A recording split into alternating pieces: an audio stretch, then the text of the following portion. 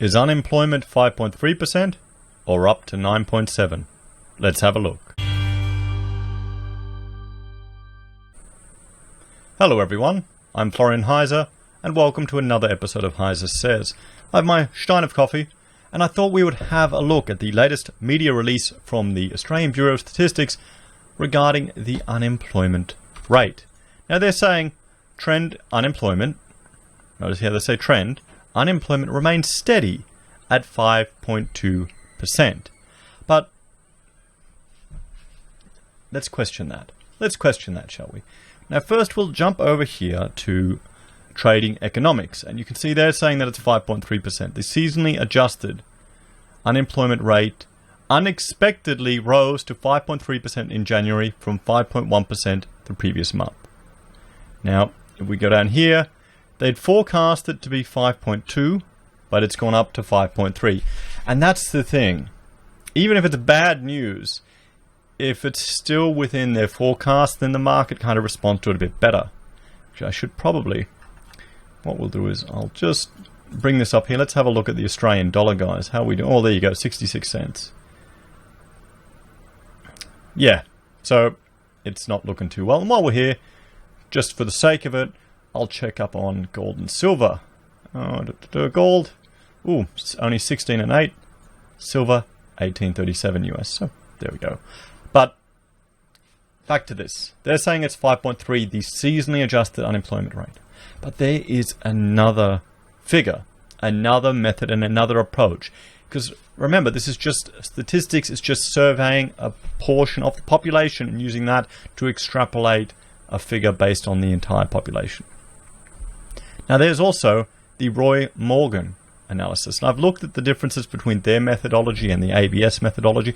I prefer the Roy Morgan methodology, but I don't think the ABS can change, because then that would mean the new data they have wouldn't align with any of the historic data. So they can't, they can't analyze it or massage it as well as they could previously. But nonetheless, we'll scroll down here. You can see in black, they're saying it's gone from 8.7%, which they said December was 8.7% unemployment rate, to 9.7%. That's a very big jump. Look at all these previous, it was going down, and that was probably March to April. It went down in their data for 1%, and here we've got 1%. Now you've got also, what's this one? This is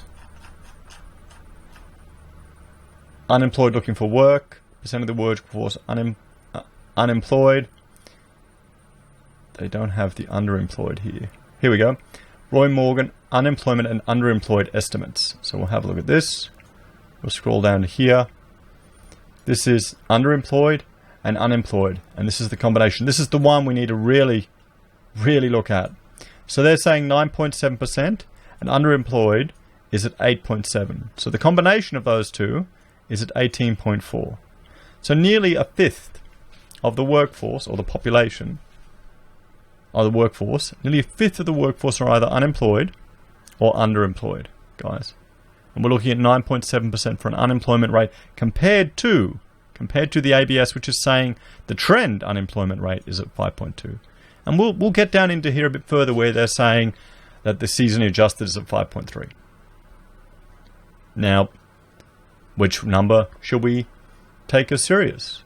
I think it depends on your own, well, in some ways, your own social group, the people you're around, the environment you're in. If you're in the building industry, guys, and building approvals are pretty much flat, some parts of the game are flat out. Other parts of the game are dead.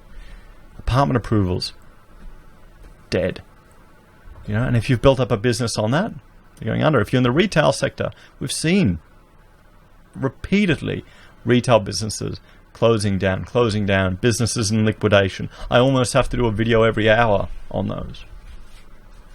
So let's have a look here at what they're telling us, guys. And let me know in the comments which you preferred. Do you think the Roy Morgan one, just on your gut, which is more accurate, Roy Morgan or the ABS? What feels right? I know it's completely anecdotal, but I mean, come on, guys. It's statistics. It can be anecdotal. I think different industries are going to have different unemployment rates. So Australia's trend unemployment rate remained steady at 5.2% in January 2020, from a revised December 2019 figure according to the latest information released by the Australian Bureau of Statistics.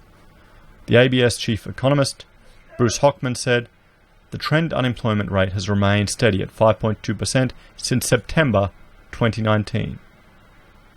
Okay, since September 2019. So we'll jump back to here, compare that to the data we've got here. So yeah, I mean, it's not looking too good, is it? So they've adjusted the December figures and they're reporting these figures at lower. So 5.2%. Doesn't seem right with everything we're hearing in the media. In January 2020, trend monthly employment increased by around 20,000 people. Full-time employment increased by around 15,000 and part-time employment increased by around 5,000 people. Over the past year, trend employment increased by around 257,000 people, 2%, in line with the average annual growth over the past 20 years of 2%. So we can see here, guys, when you can see the peaks and the troughs, year-on-year employment change. I mean, look at that. From 28 to 2010, it was definitely below the 2% average, which they're getting, hitting zero. And remember, we still have population growth. So having negative will be even worse with our population growth that we have, because we're so many people immigrating to Australia. On per capita basis, we're worse off. We're actually, well, the country's depressed. The growth has been depressed since the GFC. So that ain't good, guys, that we're that far below with the growth that we're getting. Full-time employment grew 1.7%, was above the average annual growth over the past 20 years of 1.6%. Part-time growth of 2.8% was below the average annual growth over the past 20 years of 3%. The trend monthly hours worked increased by less than 0.1% in January 2020 and by 1.3% over the past year. This was lower than the 20-year average, annual growth of 1.6%. So here's underemployment and underutilization. The trend monthly underemployment rate remained steady at 8.5% in January. Now this compared to Roy Morgan, where they're saying it's 8.7%. Remember, guys, if you do 1 hour of work within the survey period, you're employed. You're employed. Can you live off 1 hour work? What's the most you've ever earned in 1 hour working? Not share trading, not crypto trading, working. Your hourly rate. Might be able to get a good week's worth of groceries if you're doing real well. So, the underemployment rate continues to remain high, but is still well below levels from 2016-17, said Mr. Hockman. Okay? The trend monthly underutilization rate also remained steady at 13.7% in January 2020, an increase of 0.4 percentage points over the past year. So states and territories. The monthly trend unemployment rate increased in Victoria, decreased in South Australia and Tasmania in January 2020. The unemployment rate remained steady in all other states and territories. So unemployment is up in Victoria. Is that because Danny down there is sacking so many civil servants? Over the year, unemployment rates fell in Western Australia, Tasmania and the Australian Capital Territory. Unemployment rates increased in New South Wales, Victoria, Queensland and the Northern Territory. So the seasonally adjusted unemployment rate increased by 0.2% to 5.3 percentage points in January in 2020. There you go. While the underemployment rate increased by 0.3% to 8.6%. The seasonally adjusted participation rate increased by 0.1% to 66.1 percentage points, and the number of people employed increased by around 14,000. So what does that tell you about the participation rate? Why would that be increasing?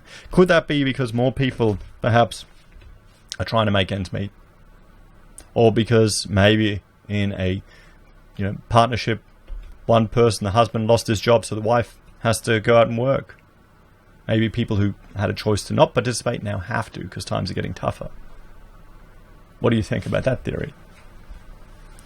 The net movement of employed in both trend and seasonally adjusted terms is generally underpinned by over 300,000 people leaving employment and around 300,000 people entering employment in the month. So there you have it, guys. So the seasonally adjusted data is up. The Roy Morgan data is up. Hopefully, the Reserve Bank will say it's all fine and won't look at cutting the cash rate, getting us any lower to that magic QE number. But we really haven't seen the impact of, well, the international trade issues. I looked at a video earlier where we had a business, a homewares knick-knack business, just a 1 month delay and their goods pretty much closed it down. I also made comment to a Reddit post where a gentleman was working in a business, 100,000 employees in the US, that have got months of delays in getting their goods and services. Let me know your thoughts and opinions about all of this in the comments below. What do you prefer, Roy Morgan or the ABS? Cast your votes below. Maybe I should do I'll do a community poll. Yeah, that's it. I'll do a community poll. Check it out, guys. Anyway, thank you for watching. Please like, share, and subscribe to the channel.